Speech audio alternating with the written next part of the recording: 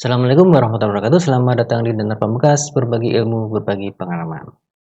Ya, inilah video kelima kami mengenai jaringan komputer. Dalam video kelima ini kita fokus membahas tentang jenis-jenis media transmisi. Kalau dalam video sebelumnya atau video keempat, kita membahas tentang transmisi data. Dalam video tersebut kita membahas hal-hal apa aja yang terkait dengan transmisi data, yaitu jenis data, kemudian sinyal, cara transmisinya seperti apa, atau macam-macam transmisinya seperti apa. Teman-teman bisa lihat, kalau ada yang belum melihat, bisa lihat video tersebut, video keempat, ada di insya Allah ada di link deskripsi dan juga klik di atas. Baik teman-teman, kita langsung ke materi. Ya, jadi secara garis besar media transmisi atau jenis media transmisi itu terbagi menjadi dua, yaitu media transmisi menggunakan kabel atau transmisi wire. Kemudian yang kedua adalah tanpa kabel atau wireless. Nah, namun nanti pembahasan ini insya Allah kita bagi dua, atau saya bagi dua bagian video, karena kalau membahas keseluruhan dalam satu video nanti terlalu panjang videonya. Jadi ada dua bagian, part 1 insya Allah nanti kita akan fokus membahas transmisi media yang menggunakan kabel. Kemudian yang part 2 kita fokus membahas media tanpa kabel. Di media tanpa kabel nanti ada ada satu media terbaru, ya, media terbaru yang mungkin banyak yang belum tahu media transmisinya. Baik, kita bahas media transmisi yang kabel dulu, ya. Media transmisi yang kabel dulu. Kalau kita lihat di sini, pertama adalah kabel twisted pair. Kalau teman-teman biasanya atau orang-orang lebih familiar dengan sebutan kabel LAN, ya, kabel LAN, karena ya memang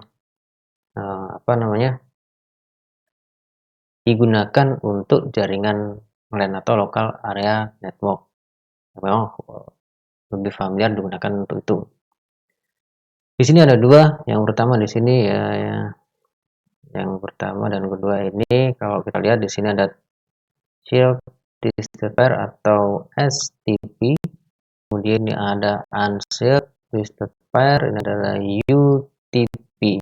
Nah, perbedaannya ada di sini nih.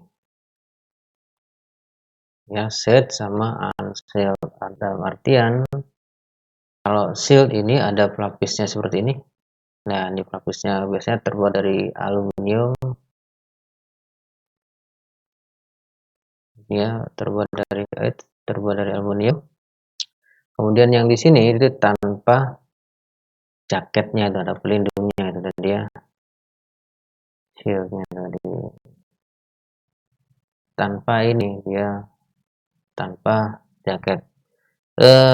Fungsinya ini adalah untuk apa teman-teman, meredam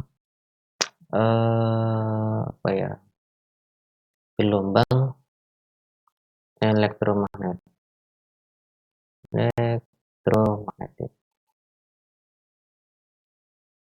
Jadi ini adalah melindungi, ya, lapisan ini adalah untuk melindungi kabel intinya ini, kabel intinya dari gangguan gelombang elektromagnetik yang datang dari luar. Jadi sehingga proses transmisi di sini yang ada di kabel intinya ini tidak terganggu. Nah, kalau kita lihat di sini ada kabel intinya ada 4 pasang yang saling berilitan. Berilitan ini ya. Yang pertama ada di sini ada warna apa nih? Coklat, ya, coklat. Kemudian di sini, ini, bentar, ya ini ya. Ya, mana tadi? Coklat, kemudian hijau, kemudian orange, ya, kemudian biru, ya, ada biru. Wow, ada yang teriak-teriak itu anak-anak. Ada 4 pasang, berarti berpasangnya adalah coklat dengan coklat putih. Ini biasanya taruh mana ya? Ini aja ya. Coklat dengan coklat putih. Kemudian hijau dengan hijau putih.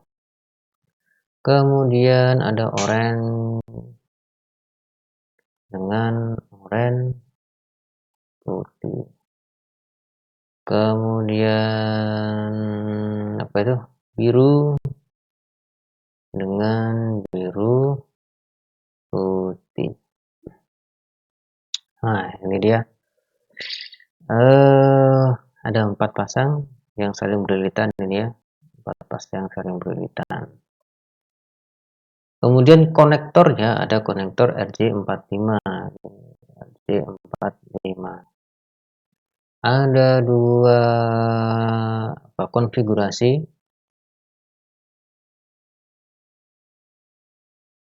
Konfigurasi pemasangan kabel ini yang pertama ada strike ya. Kemudian yang kedua adalah cross ya. Cross. Itu nanti ada perbedaan penggunaan mana yang strike, mana yang cross ya kan. Kemudian untuk menghubungkan 2 jenis device yang sama itu mananya apakah strike apa yang cross, silahkan teman-teman nanti searching sendiri. Misalkan laptop satu dengan laptop yang lain secara direct, secara langsung, apakah menggunakan strike atau cross. Kemudian laptop menggunakan laptop dihubungkan dengan hub misalkan, mana yang yang sesuai strike apa cross. Teman-teman silahkan cari sendiri referensinya ya. Baik, itu tadi media transmisi wire untuk kabel UTP, STP atau biasa disebut dengan kabel LAN gitu ya. Kemudian kita masuk ke spesifikasi. Jadi ada banyak jenisnya. Di sini ada CAT1 sampai CAT7. Ini ya, ada CAT1 sampai CAT7 di sini. Ya kan? Nah, tapi yang umum digunakan adalah yang ini. Yang umum digunakan adalah CAT5. Umum digunakan ini ya. Kemudian di sini selanjutnya ada yang kabel, ada kabel koaksial. Koaksial ada 2 jenis. Di sini ada yang pertama adalah thick koaksial, kemudian ada yang kedua thin koaksial. Yang membedakan adalah diameter kabelnya. Kalau ini 1,2 cm ya atau 12 mm. Yang thin koaksial ini adalah 5 mm atau setengah senti ya, setengah senti. Kalau kita lihat di sini itu biasanya orang-orang menyebutkan gini, kabel anten biasanya, kabel anten. Kalau secara ilmiahnya atau secara resmi adalah kabel koaksial. Tapi memang umumnya biasanya digunakan untuk antena televisi. Tapi ini sebenarnya bisa digunakan untuk media jaringan juga.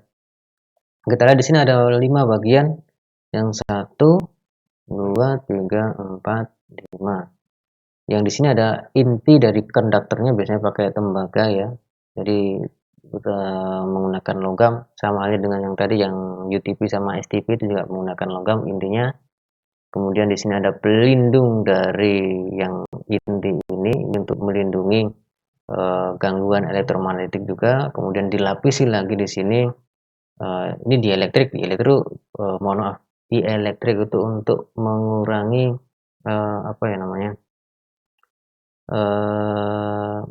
meredam elektrivitas dari yang ada di inti kabel dan juga dari luar kabel.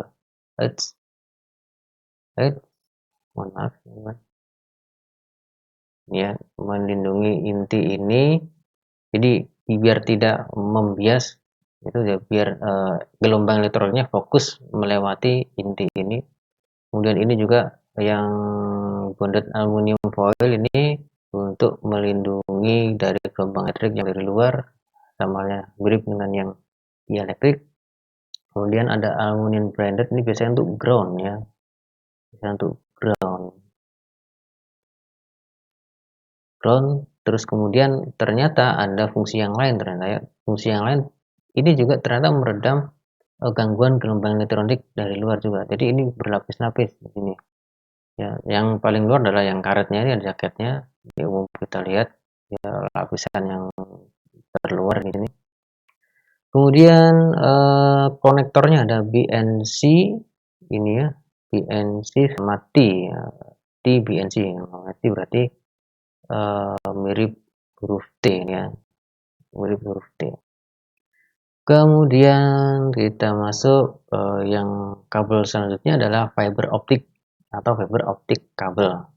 Atau kita biasanya lebih familiar dengan FO ya, fiber optik. Nah, berbeda dengan dua jenis yang sebelumnya, STP, UTP, sama koaksial, inti dari dua jenis tadi itu menggunakan tembaga atau logam. Kalau yang fiber optik intinya adalah di sini serat kaca ini ya. Oke, mana nih? Nah, ini serat kaca murni. Ini kaca murni ya, kaca murni. Yang panjang dan tipis serta diameter tersebut sebesar rambut manusia. Jadi sangat kecil ya, sangat kecil. Kemudian ada dua jenis mode, pertama single mode sama multi mode fiber. Kalau single mode hanya satu inti di dalam kabelnya, satu inti. Kalau multi mode lebih dari satu inti. Nah, ini contohnya yang multi mode ya. Ini yang multi mode. Jadi banyak inti, kalau bisa lihat di sini ada banyak inti ya, ada banyak inti. Kemudian kenapa, pertanyaannya kenapa harus kaca ya? Yang pertama, yang ditransmisikan adalah gelombang cahaya. Gelombang cahaya. Jadi kalau kaca kan bisa meneruskan cahaya gitu ya. Nah, gelombang cahaya ini kita tahu kecepatan cahaya itu sekitar, kalau teman-teman cek itu sekitar 200 sekian kilometer per second, atau kita sebut aja gini, 300.000 kilometer per second gitu ya. 300.000 sekitar segitu. Kalau detailnya tahu saya kurang dari ini, cuman kita ambil angka gampangnya 300.000 kilometer per second itu kecepatan cahaya.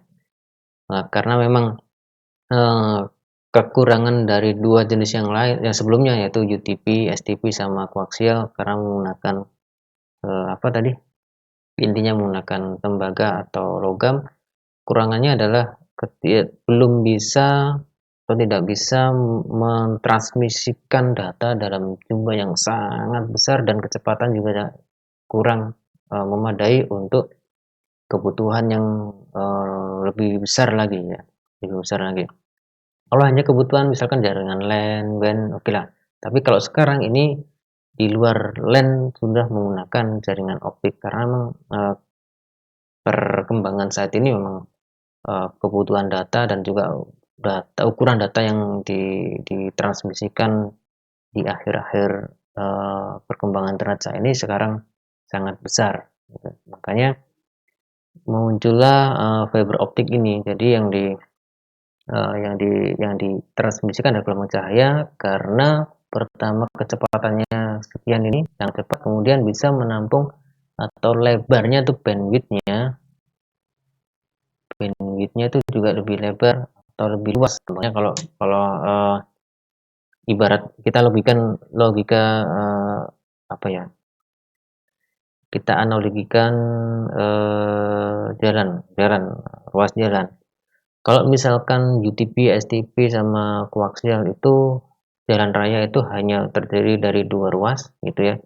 Nah, kalau yang FO ini lebih banyak lagi, misalkan 10 ruas, 100 ruas dan seterusnya. Makanya ketika ditransmisikan ada perpindahan data itu lebih banyak data yang ditransmisikan, yang dikirimkan, kemudian kecepatannya juga lebih cepat. Kita analogikan aja gini, kalau apa namanya, UTP, STP koaksial itu di dalam perkotaan. Nah, kalau yang fiber optik itu ibarat kita adalah jalan tol yang memiliki ruas jalan yang banyak, bebas hambatan intinya itu, makanya lebih cepat perpindahannya.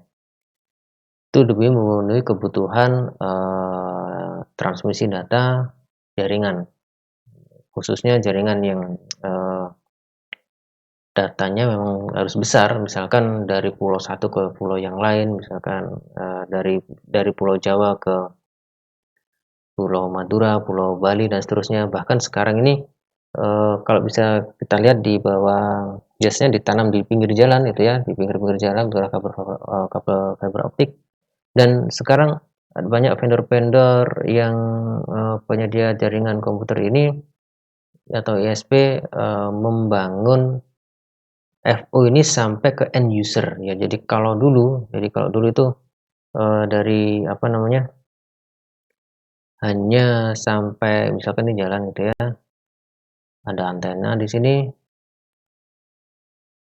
ke end user itu biasanya menggunakan kabel tembaga, tapi sekarang sudah pakai FO ya. Sampai end user pun sudah menggunakan FO. Makanya ya karena tadi kembali ke kebutuhan dari end user memang sangat besar, dan juga data-data yang harus ditransmisikan memang harus semakin besar. Makanya harus jalannya untuk jalan atau medianya yang digunakan transmisi harus juga uh, memenuhi kebutuhan tadi, makanya menggunakan FO sekarang. Ini adalah fiber optik ya, meskipun jenis intinya berbeda, tapi ini termasuk menggunakan kabel. Dan inilah contoh sebaran FO di dunia. Jadi ya, di seluruh dunia ini, kota-kota besar di dunia, antar negara dan seterusnya adalah terhubung menggunakan jaringan FO. Itu yang lapisan bawah atau dalam artian yang menggunakan kabel. Ada lagi apakah hanya ini? Enggak, tentu ada yang tanpa kabel juga menggunakan satelit. Ini contoh sebaran FO, kita lanjut aja. Kemudian ini perbandingan antara apa namanya tadi, tin koaksial, twisted pair sama fiber optik ya. Tin koaksial, UTP, STP sama fiber optik. Ini yang paling murah, kalau disebutkan di sini yang paling murah ya, ini yang paling murah katanya. Kemudian yang paling mahal karena tadi terbuat dari kaca, tentu bahannya juga berbeda. Kemudian kembali ke sini lagi sebentar. Jika apa namanya, tentu lebih mahal, kemudian cara menyambungnya atau cara konfigurasinya juga lebih sulit, atau alatnya juga lebih canggih daripada kedua jenis yang tadi atau STP, UTP sama koaksial. Ini ada alat khusus untuk menyambung, mengelupas kemudian menyambung kabelnya itu, karena ini memang terbuat dari kaca ya. Jadi kalau itu dipatahkan dan nyambungnya itu harus dipanaskan ini. Alatnya itu khusus. Makanya kalau biasanya harga-harganya juga lumayan ya, di atas ratusan ribu. Kalau yang UTP kemudian koaksial nanti kita hanya menggunakan tang atau gunting itu bisa lah insya Allah. Tapi kalau yang ini ya ada mengelupasnya juga khusus, menyambungnya juga khusus ya. Kemudian ini tadi perbandingannya itu menyampai sampai 2 kilometer. Jadi setiap 2 kilometer nanti ada repeater atau penguatnya lagi ini ya. Paling fleksibel, paling tidak fleksibel. Kenapa paling tidak fleksibel? Yang jelas ini tidak bisa untuk kurang praktis untuk LAN ya. Kemudian ini kurang fleksibel, agak fleksibel. Kemudian ini kemudahan mudah untuk instalasinya. Yang ini tadi yang saya sebutkan sulit, ada alat khususnya. Kalau ini ketahanan terhadap draw atau apa draw tadi, gangguan itu lumayan baik, cukup baik, terutama di SCTP ini yang UTP. Nah, ini tidak akan terganggu dengan gelombang elektromagnetik karena yang dilewatkan adalah yang ditransmisikan adalah gelombang cahaya. Nah, ini adalah perbandingannya teman-teman, nanti silakan dipelajari lebih lanjut. Ya itu tadi teman-teman bahasan kita mengenai media transmisi kabel ya. Kemudian pembahasan mengenai media transmisi wireless ya, kita sambung ke video selanjutnya. Kemudian jangan lupa nanti silakan dilihat video selanjutnya karena ada satu media baru wireless yang kemungkinan banyak yang belum tahu. Ini yang terbaru. Baik teman-teman, semoga dapat ilmu yang bermanfaat. Ada kurang lebihnya saya mohon maaf. Assalamualaikum warahmatullahi wabarakatuh.